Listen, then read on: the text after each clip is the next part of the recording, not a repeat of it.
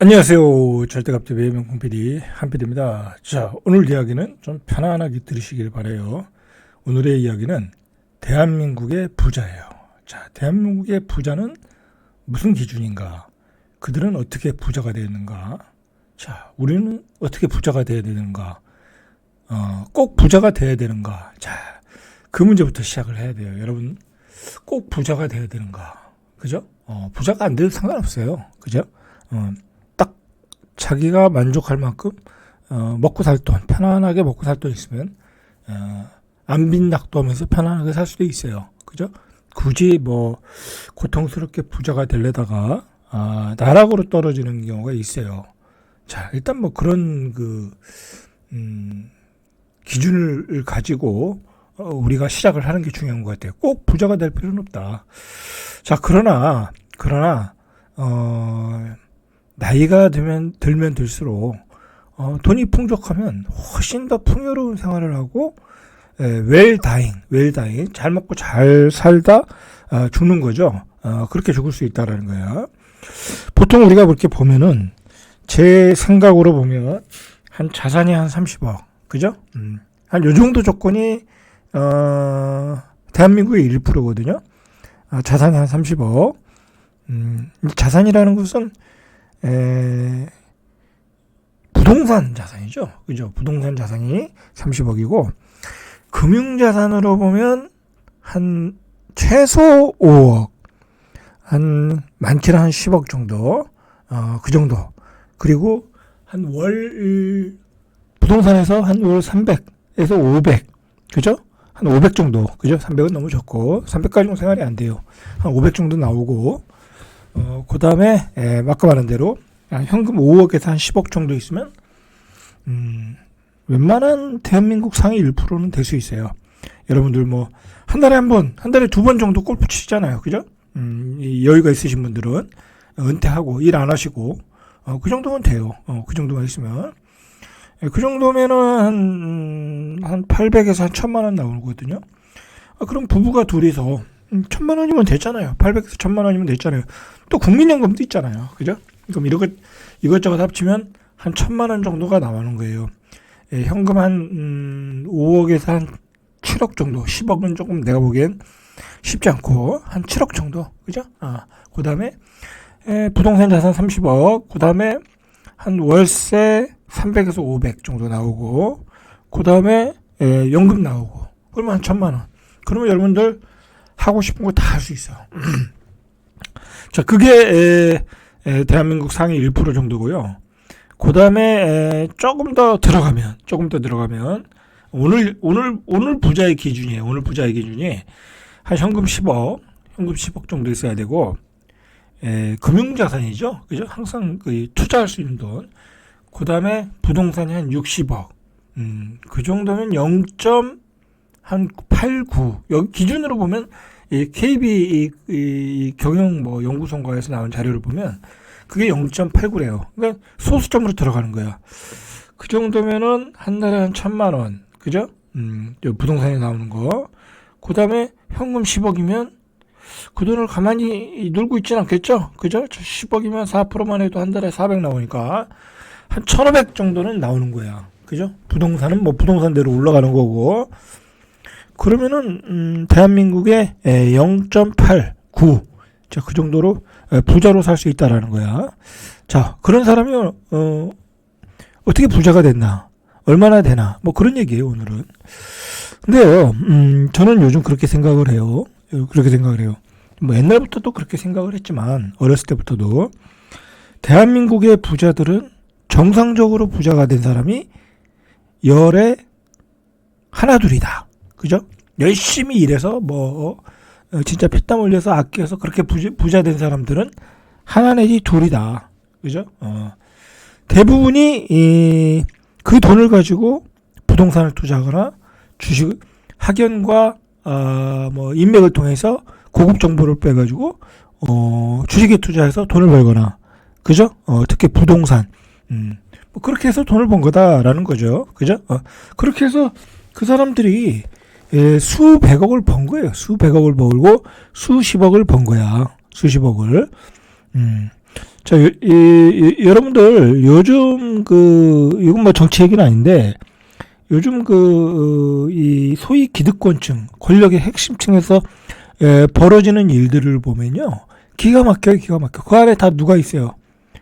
주가 조작을 하고, 그죠? 주가 조작을 하고, 그 권력과 유착이 되고, 뭐 그런 세력들이 있어요.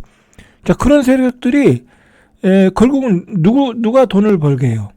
그 정보를 아는 소수의 사람들이 돈을 버는 거잖아. 그죠? 고급 정보를 가지고 부동산 투기해서 떼돈을 벌고, 고급 정보를 가지고 주가 조작하는 주식에 올라타서 떼돈을 벌고, 이게요, 여러분들,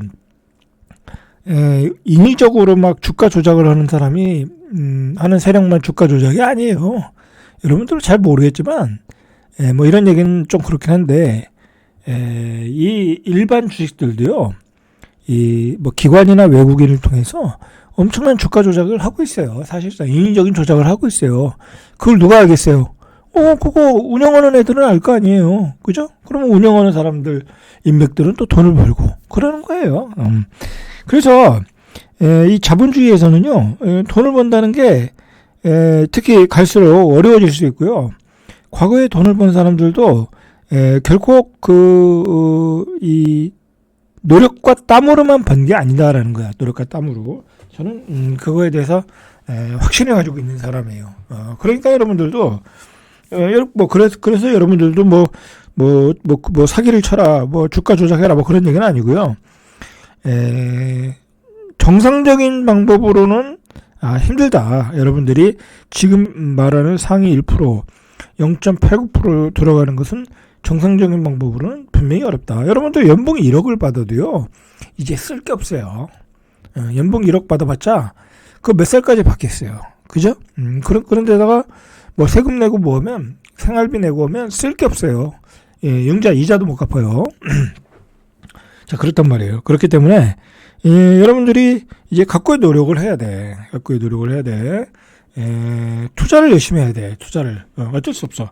부동산은 이제 뭐 예전처럼 막 부동산으로 뭐 뻥튀기 하는 시절은 지났고요. 이미 지났고, 좋은 집을 한 채 가져서 그게 투자가 되는 건 괜찮아요. 그러나 뭐 여기저기 투자해가지고 지방에 투자한다거나 또는 뭐 땅을 사서 투자한다거나 이제 그렇게 해서 부자가 되는 건 이제 힘들어요. 여러분들이 이제 특히 지방에 이제 땅들이 뭐 서울이나 수도권 땅은 그나마 괜찮죠.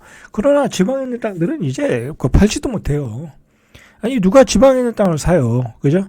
그걸 살 수 있는 거는 거기에 아파트가 들어서기 때문에 시행을 하겠다, 뭐 그런거나 뭐 시내 중심가에 건물이 있는데 헐고 누가 오피스를 짓겠다, 뭐 그런 거밖에 없어요. 그런 사람이 있으면 빨리 팔려야 돼.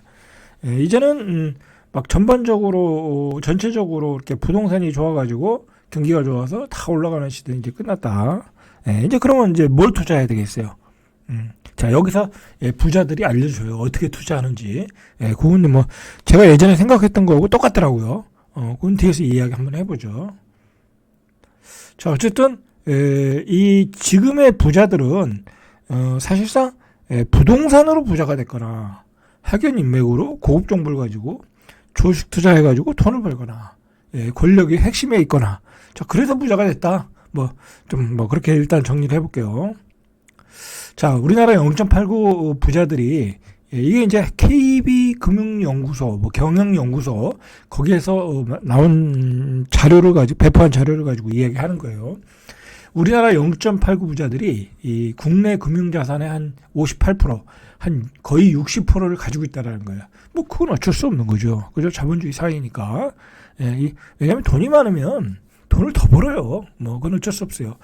예를 들어서요. 제가 만약에 주식 투자 그렇게 많이 이제 하진 않는데 많이 줄였는데, 제가 만약에 한 10억 정도 가지고 운영하잖아요.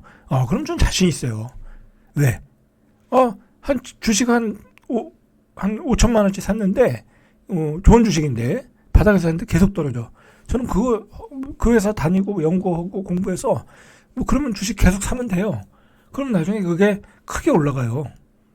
계속 물타기 할 수 있는 이 자본이 넉넉하다고 하면 절대 주식 시장에서도 이길 수가 없어요. 여러분들이 주식 투자해서 왜이냐면 내가 한 5천만 원밖에 없어. 그런데 5천만 원을 한 방에 다 넣은 거야. 근데 그 주식이 한 30% 떨어지네? 샀는데? 그러니까 어떻게 했어요? 큰일 났다, 이거. 손절매 하는 거예요. 아니면 올라올 때 본전에 팔든지. 그죠? 그렇게 해서 돈을 다, 어떤 심리적인 그 압박감 때문에, 그 주식 투자에서 수익을 낼 수가 없어요. 근데 돈 10억, 100억을 가진 사람은, 아니 뭐, 한 5천만 원, 1억 넣었는데 한 20% 까져. 아무 상관없어요. 오, 더 싸게 살 기회를 주네? 그렇게 생각을 한다는 거죠. 그래서 이 금융자산이 넉넉한 사람들이 돈을 버는 거예요. 그리고 이제 오늘 이제 얘기하는 기준이 최소 기준이 10억인데 여러분 한 현금을 10억 정도 가지고 있어 보세요. 뭐 그거 가지고 부동산 투자 안 하고 빚도 없어. 여러분 아주 마음이 편안해요. 뭐 저는 10억 가진 적은 없는데 현금이 일시적으로 가진 적은 있었는데 그거 가지고 이제 또 뭐 딴 거 샀겠지만 10억 있으면 은행 이자가 얼마냐고요. 그죠? 5%대 이자면 그냥 한 달에 500만 원 나와요. 그죠? 500만 원 나와. 10억 넣어놓으면 500만 원 나오면 생활비가 500인데 얼마나 마음이 편해요. 그죠? 그리고 가지고 있다가 찬스가 왔을 때 주식이 폭락했을 때 사면 되잖아요. 비트코인이 떨어졌을 때 사면 되잖아요. 기회가 왔을 때. 그리고 부동산이 폭락했을 때 사면 되잖아요. 그러니까 10억 가진 사람들은 이상을 가진 사람들은 굉장히 유리한 고지에 있는 거예요. 그런 사람들은 이제 앞으로 위로 올라갈 일만 있어. 그 사람들이 어디 가서 뭐 사기꾼 나라에 속거나 아니면 무리하게 막 코스닥 주식들 막 사가지고 테마주 돌리다가 망하거나 그런 경우가 아니라고 하면 조금 안정적으로 투자한다면 망할 일이 없어요. 그죠? 그렇게 보시면 돼요. 자, 국내 부자들은 부동산 투자에 관심이 많고요. 이거로 부자가 됐다는 거예요. 지금까지. 그죠? 뭐 부동산 투자로 부자가 됐다라는데 이게 사실 정상적인 사연은 아니었잖아요. 그죠? 자, 그걸 가지고 또 상속과 증여를 통해서 대를 물려주고 있다. 부를 물려주고 있다. 대물림하고 있다라는 거예요, 지금. 통계를 보니까. 자, 이게 어떻게 공정한 사회예요. 그죠? 뭐 최소한은 뭐 상속과 증여를 통해서 부를 대물림하는 거는 별로 문제가 없어요. 상속세만 내면. 그러나 문제는 부동산 투자로 너무 많은 돈을 번다고 하면 거기는 공정성이 깨진 거죠. 자, 제가 계속해서 현금 10억의 의미를 이야기했어요. 여러분 한번 생각을 해보세요. 현금 10억이 있다고 하면 투자도 유연성 있게 할 수 있고요. 그리고 굉장히 리스크를 위험스럽게 투자도 안 하고요. 그리고 가만히 있어도 생활비가 들어오기 때문에 이자로 별로 이렇게 마음이 동요하지 않고 편안한 마음으로 살 수가 있어요. 10억의 의미는 그거예요. 그런데 대한민국에서 현금 10억 이상 가진 사람이 그렇게 많겠냐 라는 거죠. 결국 많지 않다라는 거죠. 자, 통계를 보니까 한국의 부자가 10억 이상을 가진 사람이 46만 1000명이라는 거야. 그러니까 대한민국 인구의 0.89라는 거야. 채 1%가 안 된다는 거야. 물론 이 사람들이 부동산도 한 60억 가지고 있는 거예요. 대한민국의 0.89의 부자들은 현금 10억, 그죠? 현금 10억 이상, 그리고 부동산 한 60억짜리 부동산을 가지고 있더라라는 거예요. 그래서 이 사람들, 이 41만 명을 평균적으로 계산을 해보니까 평균 61억 원 정도를 가지고 있더라는 거야. 금융자산이. 그러니까 뭐 300억 가진 사람도 있고 1000억 가진 사람도 있고 1조 가진 사람도 있을 거 아니에요. 그러니까 평균 61억을 아까 41만 6천 명이 가지고 있다라는 거야. 여러분 평균 61억을 가지고 있다고 하면 여러분들 자 이게 일단 한국 전체 가계의 금융자산 총 4,822조의 58.6%에 해당하는 금액이 어마어마한 액수이고 이 비율이죠. 자, 현금 61억을 가지고 있다. 여러분 어떻게 운영하겠어요? 그냥 은행에 넣으면 돼요. 그죠? 그리고 찬스가 왔을 때 한번 돌리면 가볍게 돈을 벌 수 있어요. 그죠? 가볍게 돈을 벌 수 있어요. 자, 이렇다라는 거죠. 자, 일단 분류를 하면 10억에서 100억 미만인 사람을 자산가. 100억도 꽤 많은 건데. 그죠? 100억에서 300억 이상을 고자산가. 300억 이상을 초고자산가. 이렇게 정의를 하고요. 1년간 초고 자산가, 그러니까 300억 이상 가진 사람이 8,600명에서 1,100명으로 늘어났다. 1,500명이 늘어났다. 많이 늘어났죠. 당연한 거죠. 돈을 많이 가진 사람은 돈을 벌기가 더 쉬우니까. 자, 오히려 고자산가는 줄어들었더라고요. 고자산가는. 이건 중요한 건 아니고요.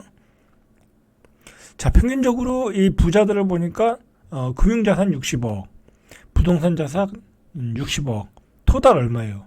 120억이죠. 그죠? 120억을 소유한 부자들이라는 거야. 그래서 보통 내가 부자이냐 아니냐 통계를 내보면 100억 정도는 가져야 부자다라는 거죠. 그리고 100억 정도 부자인데 그중에 금융자산이 한 60억. 왜냐면 부동산 자산보다 금융자산이 더 중요해요. 왜냐면 이거는 사고 팔 수가 없는 거잖아요. 자기 집을 깔고 있는 것도 있고 월세 받는 건물도 있고 하니까.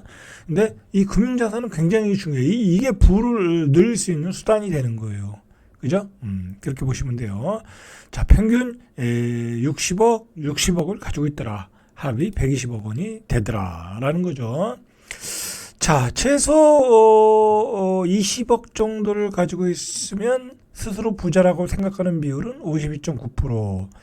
79.9%가 100억은 있어야 부자다. 그죠? 역시 100억은 있어야 부자라고 생각하는 거죠. 500억 정도 이상 있어야 돼야 된다는 사람도 한 10.5% 됐고요. 자, 이 사람들이 어디에 사냐? 강남, 서초, 종로, 용산. 당연한 거죠. 그죠? 자, 그리고 10억 이상의 자산가, 금융자산가예요. 자, 이 70%는 서울 수도권에 거주하고 있더라. 당연한 얘기죠. 당연한 얘기예요. 서울에 45%, 경기도에 21%, 그죠? 이렇게 있고, 그 다음에 부산에 6.3%, 대구에 4.2%, 인천에 3.1%, 인구 비율 따라 떨어지는 거죠. 그죠? 자, 이렇게 분포를 하고 있더라라는 거죠. 자, 그 중에 300억 이상도 10,000명이 넘고요. 자, 그리고 이 사람들이 앞으로 1년 이내에 어디 투자하겠냐? 어디 투자하겠냐? 그래서 보니까 단기 투자 대상으로는 주식을 뽑고 있어요. 그러니까 고자산가들도요, 자산가나 고자산가들도 주식을 해요. 그죠? 안 할 것 같죠? 해요. 한다. 왜? 돈이 되니까. 그죠? 그리고 버틸 수 있는 힘이 되니까. 그리고 중요한 거는요, 50억, 100억, 10억, 20억, 30억 그렇게 가진 자산가들은 금융주식이 굉장히 높다. 왜? 경험이 있기 때문에. 그죠? 경험이 있기 때문에, 먹어본 경험이 있는 거예요. 먹어본 경험이. 금융주식이 높기 때문에 오히려 주식 투자를 잘해요. 잘한다. 그리고 인맥이 있잖아요. 인맥. 그리고 앞으로 3년 내지 5년 중장기 투자처로는 거주용 주택에 관심을 갖고 있다. 자, 이거 중요한 얘기죠. 그죠? 우리가 앞으로 관심을 가져야 되는 거예요. 상급지의 주택을 깔고 가야 된다라는 거예요. 상급지의 주택을 깔고 가야 된다. 앞으로는 부자들이 좋아하는 상급주택에 관심을 갖고 있고, 단기적으로는 주식 투자도 한다. 그죠? 그 정도. 자, 한국 부자의 추이는 점점 올라가고 있네요. 그죠? 올라가고 있어요. 45만 명에서 1년 만에 46만 명으로 올라갔어요. 2020년도에는 35만 명. 부자의 층이 굉장히 많이 올라가네요. 그죠? 대물림 돼서 그러나. 자, 한국 부자들의 자산 구성을 세부적으로 보니까 역시 거주용 주택이 가장 많은 포지션을 차지했고, 강남 하나만 깔고 있어도 50억, 60억이잖아요. 그 다음에 현금 유동성, 금융자산을 한 11% 가지고 있고, 부동산 투자한 추가로 주택을 가지고 있는 게 한 10%, 빌딩 상가도 한 10%, 예금 적금도 한 8%, 8.7%, 그죠? 그 다음에 주식이 7.4%. 자, 그러니까 유동성 자산이 이게 몇 프로예요? 거의 한 28% 정도 되죠? 유동성 자산. 항상 현금화할 수 있는 자산이 한 28% 정도 가지고 있더라. 라는 거예요. 자, 부자들의 금융 투자 성향을 보니까, 높은 수익률만큼 손실도 감내한다. 공격적인 투자를 하고 있다라는 거야. 적극 투자, 공격적 투자를 한 20% 정도는 하고 있다. 반대로 안정적이고 안정 추구형은 51.6%. 돈이 많은데 굳이 내가 공격적으로 할 필요 없겠다. 대부분은 보수적이에요. 그죠? 안전할 때 투자한다는 거예요. 여기서 공격적이라는 얘기는 무식하게 무슨 작전주 사거나 테마주 사거나 급등주 찾아가거나 그런다는 얘기 아니에요. 이거는 이제 공격적이라는 거는 주식을 산다. 그 정도로 이해하시면 되겠죠. 자, 그리고 조사 대상의 62.8%가 자신의 투자 지식 수준이 높다. 이게 중요한 거예요, 이게. 예, 이게 중요한 거다. 중요한 거죠. 그죠? 자기가 주식 투자를 잘하고 금융 투자를 잘한다고 생각을 하면 공격적인 투자를 할 수밖에 없고 수익이 많이 나겠죠. 그죠? 단기 고수익이 예상되는 투자처를 물어봤어요. 자, 일단은 뭐 요거는 이제 제끼고 이쪽 표를 보면 자, 주식이 많이 나왔죠. 그죠? 50억 이상 가진 사람들이 오히려 47.8%가 주식에 관심 있게 봐야 된다. 자, 그다음에 두 번째로 우리가 관심을 가져야 될 게 부자들이 금을 투자하고 있다라는 거야. 금. 자, 여러분들 앞으로 10년 뒤에 내가 지금부터 금을 사는 것과 앞으로 내가 그 돈을 가지고 강남의 부동산을 사는 것과 어느 게 수익이 날 것 같으세요? 제가 보기에는 금이 날 수 있어요. 여러분, 강남의 부동산을 지금부터 사서 10년 가지고 있으면 50억짜리가 100억이 돼야 되잖아요. 그거 쉽지 않잖아요. 그죠? 그거 쉽지 않아요. 그러나 지금 금을 사면 예를 들어 한 35만 원 한 돈에 그럼 그건 70만 원 되는 거는 일도 아니에요. 그죠? 그러니까 부자들은 금을 사고 있어요. 그리고 세금이 적잖아요. 그죠? 세금이 적잖아. 금은. 그죠? 자, 세 번째로는 거주용 주택. 그래서 금을 투자해야 된다라는 거예요. 포트폴리오에. 자, 거주용 외주택, 빌딩 상가, 토지 임야. 토지 임야도 생각보다 많이 나왔네요. 뭐 이거는 뭐 지역에 따라 한정돼 있는 거니까 나올 수 있는 거죠. 그죠? 이런 식으로 투자 포트폴리오가 나왔다라는 거죠. 자, 이건 똑같은 얘기죠. 금 보석의 33.5%. 오히려 1등이 나왔네요. 그죠? 향후 1년 내에 투자한다. 거주용 주택의 32%. 그죠? 자, 여기에 달러도 들어가겠죠. 그죠? 달러도. 자, 이 부자들이 어떻게 돈을 벌었나 했더니, 종잣돈을 한 평균 7억 4천 정도 마련했는데, 이 종잣돈이 42세 때 벌었다라는 거야. 그죠? 42세 때 현금 7억 있어야 되는 거예요. 그죠? 이렇게 해서 부자가 됐다라는 거야. 여러분들 42세 때 평균 7억을 가지고 있는 사람이 별로 없겠죠? 자기 집 빼고. 근데 이 사람들은 그렇게 해서 종잣돈을 가지고 재산을 불었다라는 거죠. 자, 오늘은 한국의 부자들에 대해서 이야기해 봤습니다. 자, 그러면 제가 항상 얘기한 게 있죠. 앞으로 대한민국의 1%의 부자가 되려면 어떻게 되냐. 제가 예전 방송에서 얘기했죠. 좋은 집을 사거나, 그죠? 좋은 집이 될 재개발을 사거나, 그죠? 깔고 가라. 그리고 금을 투자해라. 그죠? 금은 계속 모아가라.